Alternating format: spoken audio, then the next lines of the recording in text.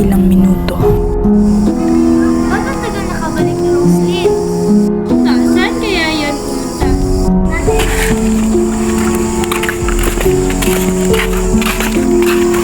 Hindi pa, maghiwalay-hulay muna tayo. Sige, doon ako. Sige, dito ako. Dito rin ako. Dito na rin ako.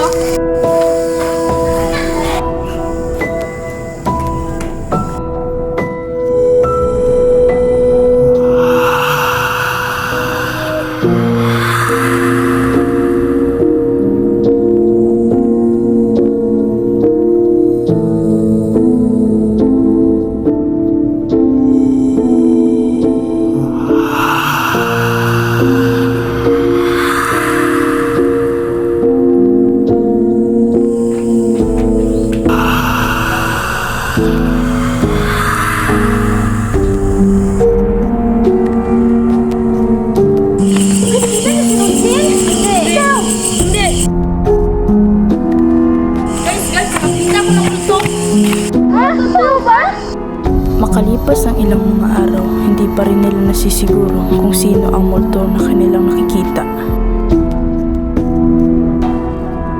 Okay lang naman. Siya nga pala, bakit hindi na nakabalik si Roslyn ng mga karaang gabi? Nakita ko mo kagabi, kamukha ni Roslyn. Totoo ba? Nakita niyo yun? Saan? Ano ba na? Hindi, nakita ko talaga siya. Tayo? Sino to? May ba kayo dyan? OMG! Yan yung nakita ko kagabi. Yan din yung nakita ko kanina. Ha? Totoo ba? Huwag kang mangiliti, JD. Bakit may dugo to?